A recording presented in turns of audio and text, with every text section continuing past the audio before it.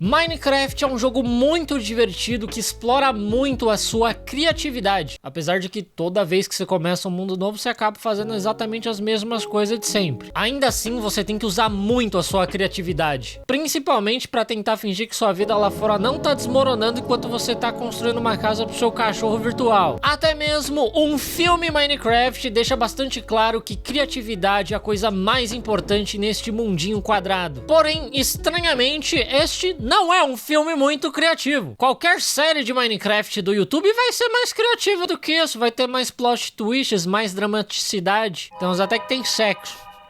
Não sei se eu posso falar isso. Porém, não é dessa série que a gente vai falar hoje. Hoje iremos analisar um filme Minecraft. Steve sempre foi um garoto obcecado pelas minas. Desde criança, o grande sonho dele era minerar por algum motivo. E é exatamente isso daí que acontece quando você decide que você vai criar o seu filho longe das telas, longe do celular. Eu prefiro 1000 vezes ter um filho que tem uma concentração de uma barata do que um filho que tem 7 quilos de sílica no pulmão. Infelizmente, era proibida a entrada de crianças na mina, o que eu acho um completo absurdo, porque hoje em dia pode ter criança pastora, pode ter criança coach, mas criança não pode minerar diamante, não pode fazer um trabalho que realmente seja útil para a humanidade. Quer dizer, não é útil também minerar diamante, mas com certeza é mais útil do que ficar falando besteira no podcast. Por conta disso, o Steve só foi voltar na mina quando ele já era um adulto. E mesmo assim, ele ainda teve que driblar o senhor minerador que ficava ali na entrada das minas pra poder entrar lá. Até porque ele não é minerador. Não é porque você é adulto que você pode exercer qualquer profissão, né? Tirando professor de biologia, que qualquer um consegue dar aula dessa merda. Mas não só o Steve dribla esse senhor minerador que fica na entrada, como eu também acho que ele matou esse velho. Porque ele nunca foi atrás do Steve depois que ele entrou nas minas. E esse cara nunca mais é visto nos filmes também. E é bem fácil você fazer parecer com que a morte foi acidental, porque o trabalho nas minas é um dos mais letais do mundo. Se esse filme me ensinou algo muito importante, é que se você quiser matar alguém e quiser acobertar,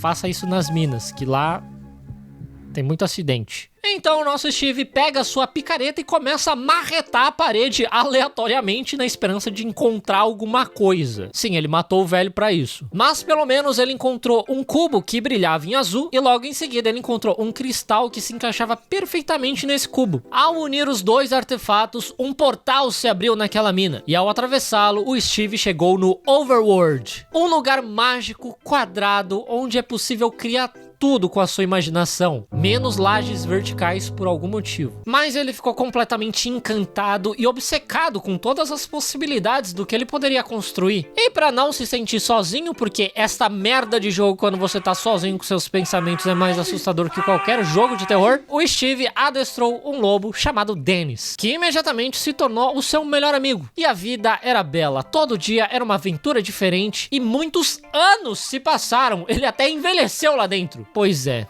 Dê um peixe a um homem e ele se alimentará por um dia. Dê Minecraft a um homem com autismo não diagnosticado e ele vai até esquecer de comer. E eu fico me perguntando se esse mundo também recebe atualização igual no jogo, porque se não, deve enjoar bem rápido. O mundo real pode ter muitos problemas, mas pelo menos aqui a gente tá recebendo atualização o tempo todo. Jogadores de Minecraft ficam reclamando, ai, que não tem bioma novo faz não sei quantos anos. Experimenta viver um pouquinho na vida real, cara, que aqui tem cada vez menos bioma. Pelo menos é uma atualização que a gente tá recebendo. Bom, mas certo dia o Steve acabou ativando um portal para o Nether, uma outra dimensão cheia de lava, fungos e piglins, que são criaturas meio homem, meio porco que adoram ouro. Basicamente portugueses do século 17. Porém, nessa dimensão o Steve foi capturado pela Malgosha, a rainha dos piglins, que estava atrás do cubo brilhante dele, que na verdade é o orbe da dominância. Ele não sabia disso, mas esse é o artefato mais poderoso do universo, que ela pretende usar para ir até o Overworld e tampar o sol, transformando basicamente o lugar no Nether, porque os piglins não podem pegar sol, senão eles viram zumbis, tal qual jogadores profissionais do esporte futebol que recebem milhões para chutar uma bola e reclamam quando eles têm que jogar às 11 da manhã. O Steve então pede ao seu fiel amigo Dennis para que ele pegue o orbe da dominância e leve de volta até o planeta Terra, onde ele deve permanecer escondido debaixo da cama do Steve. Porém, o Steve Steve esqueceu de um detalhe muito importante. Faz anos que ele não volta pra Terra, então as coisas dele estão tudo abandonadas e eventualmente vão jogar tudo fora. Era melhor ele ter pedido pro lobo enterrar aquele orbe na mina de onde o Steve veio. Afinal de contas, ele matou o único minerador que tem na cidade. Mas é exatamente aqui que a nossa jornada começa. Um homem chamado Garrett está prestes a ter a sua loja de games retrô fechada, porque ele não consegue mais pagar o aluguel. Ele costumava ser uma grande lenda dos videojogos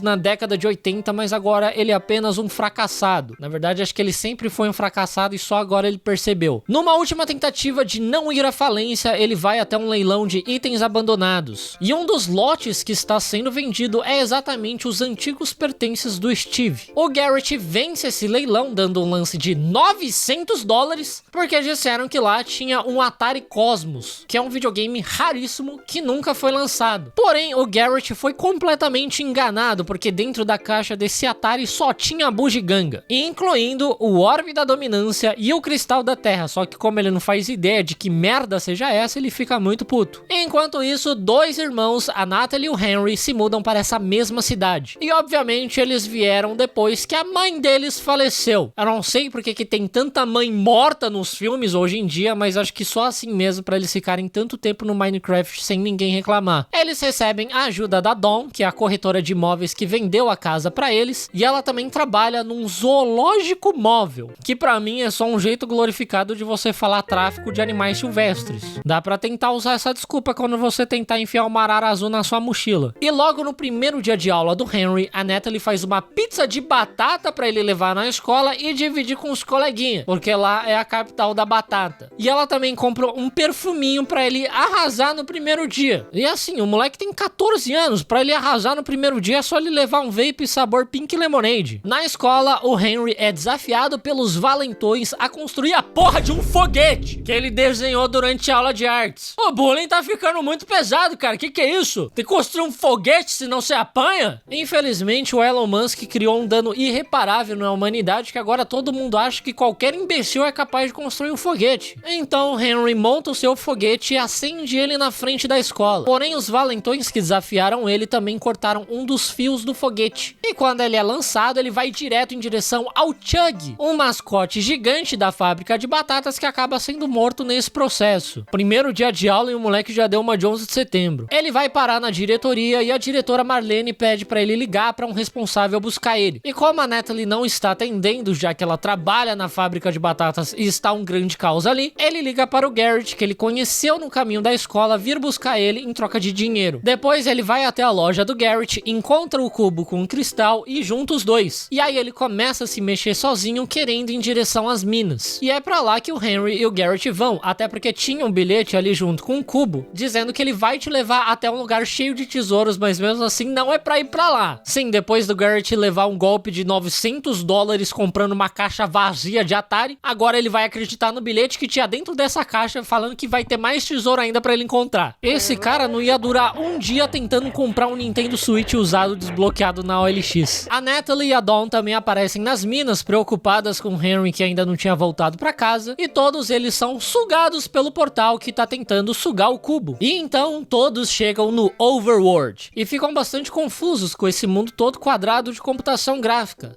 Impressionante demais essa cena. Olha essa geometria. E eles não voltam imediatamente pelo mesmo portal que eles vieram, porque o Garrett fica tentando conversar com uma ovelha rosa. Afinal de contas, ele quer descobrir onde está o tesouro que prometeram. Mal sabe ele que encontrar uma ovelha no primeiro dia no Minecraft é um grande tesouro, que você mata ela, come ela e ainda faz uma cama com o pelo dela. Falando assim, não parece que esse filme e esse jogo são pra criança. Enquanto isso, a Malgosha imediatamente descobre que o Orbe voltou para o Overworld e ela manda soltarem o Steve, dizendo que ele vai ter que trazer o Orbe da Dominância de volta pra ela. Caso contrário, ela vai matar o lobo Dennis. E essa chantagem realmente funciona porque ela ficou com a coleira do Dennis e o Steve realmente acha que ela está com ele de refém. Mas na verdade o Dennis está solto por aí. Daí começa a anoitecer no Overworld e nossos 4 forasteiros começam a ser atacados pelos monstros. E por algum motivo eles não correm de volta pro portal de onde eles vieram. Não, eles saem correndo em várias outras direções. Um grande instinto de sobrevivência. Mas logo o Henry descobre que dá pra quebrar qualquer coisa naquele mundo e usar como bloco de construção. E então ele constrói a porra de de uma fortaleza com um monte de bicho querendo matar ele. Quem joga Minecraft sabe quão surreal é essa ideia. Na sua primeira noite você só cava um buraco no chão, tampa a sua cabeça e chama isso de casa. Isso quando isso não vira a sua casa pro resto da sua gameplay. Ninguém constrói uma fortaleza no primeiro dia. No primeiro dia eu ainda tô tentando decidir se eu gosto mesmo desse jogo ou se eu só gosto das boas memórias que eu tenho dele. Enfim, no meio dessa confusão, um esqueleto acaba quebrando o cristal que envolvia o cubo. E nessa hora o portal de onde eles vieram se fecha. E mesmo com essa fortaleza que o Henry construiu, eles ainda assim acabam sendo cercados pelos monstros. Novamente, nada disso estaria acontecendo se eles simplesmente só tivessem cavado um buraco no chão e tampado. Na pior das hipóteses, se eles morressem, eles já estariam enterrados mesmo, igual o minerador que o Steve matou. E falando nele, os nossos 4 amigos são salvos pelo Steve, que mata os monstros com muita facilidade porque ele já tá acostumado com isso. Daí amanhece e o Steve pede para que eles devolvam o orbe para ele porque ele precisa disso para salvar o seu querido amigo Dennis. Eles, por sua vez, não querem dar porque eles precisam disso para voltar para casa. E então eles concordam em ficarem juntos até eles conseguirem outro cristal da Terra, que quando juntar com o orbe vai abrir novamente o portal para a Terra. E só aí eles vão dar o orbe pro Steve para ele poder salvar o Dennis. Mas para conseguir outro cristal da Terra, primeiro eles vão até uma vila para se equiparem. Afinal de contas, esse cristal tá numa mansão da floresta, que é um lugar que tá cheio de bicho. Lá na vila, o Steve diz para a Natalie que o Henry tem um dom muito incrível, que ele é muito criativo. Mas a Natalie diz que isso é inútil na vida real e só faz você sofrer bullying, que é uma das coisas mais absurdas que eu já escutei. Ela mesma trabalha como social media. O trabalho dela é literalmente usando a criatividade. Como que ela vem falar que isso é uma habilidade inútil? A desgraçada falando de criatividade como se fosse bronquite. Eu adoro muito meu irmão, mas ele nasceu com criatividade. Daí os rapazes, o Henry, o Steve e o Garrett começam a se equipar no esconderijo do Steve. E lá ele também ensina eles a usarem a mesa de fabricação, onde o Henry fabrica um lançador de batatas usando madeira, ferro, borracha escolar, bateria e uma batata. Só que assim, não existe isso no jogo. Além de não existir um lançador de batata no jogo, não tem uma borracha escolar. Não tem nenhum monstro no jogo chamado aluno do 5º ano que quando você mata ele, ele dropa uma borracha escolar e um suquinho de caju. Ou seja, a melhor explicação pra isso é que esse Minecraft tá com mod. Esse jogo não tá puro. Ninguém consegue ficar jogando Minecraft Vanilla por muito tempo mesmo. Mas se eles podem instalar mod nesse jogo, então eles poderiam muito bem ter fabricado um fuzil M16 e não um lançador de batata. Não é à toa que esses caras estão desempregados, eles só usam o conhecimento dele pra coisa inútil. Tipo, se o Garrett tivesse aprendido análise de dados, ele não teria falido. Ele ia conseguir entender onde estão os gastos desnecessários da loja dele, comportamento de cliente, quais são as melhores épocas para vendas, esse tipo de coisa. Não é à toa que a análise de dados é uma das áreas mais promissoras do mercado. E pra sorte dele, ainda estão rolando as inscrições para imersão Dados com Python da Alura.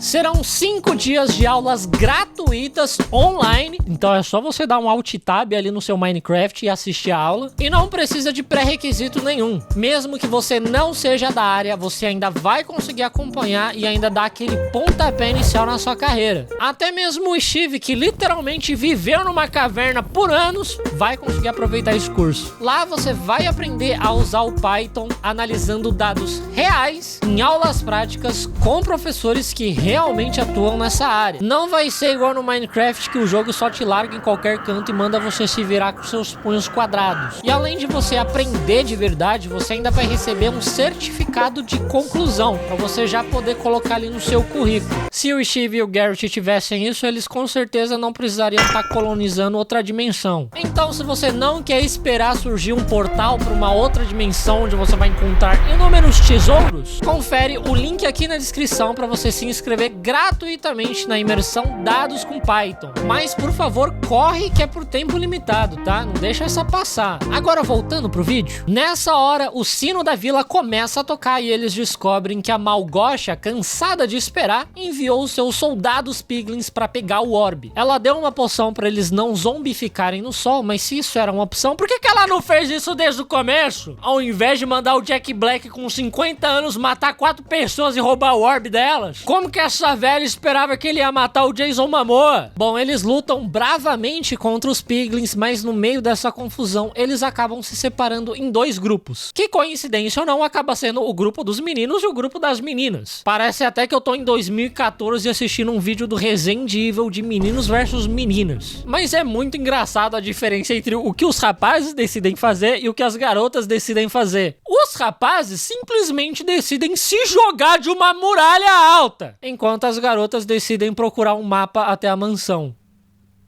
E essa, infelizmente, foi uma das melhores representações de como funciona o cérebro masculino. Diante do menor obstáculo, a nossa primeira opção vai ser pular de uma muralha. Mas claro que eles não pulam pelados, eles estão equipados com asas de elytra, só que ele esquece de pegar asa pra todo mundo, então ele e o Garrett acabam tendo que dividir uma única asa. E mesmo no ar, eles continuam sendo perseguidos pelos Piglins, que estão usando os Ghasts como balão, ou seja, um balão movido a gás. Ghast.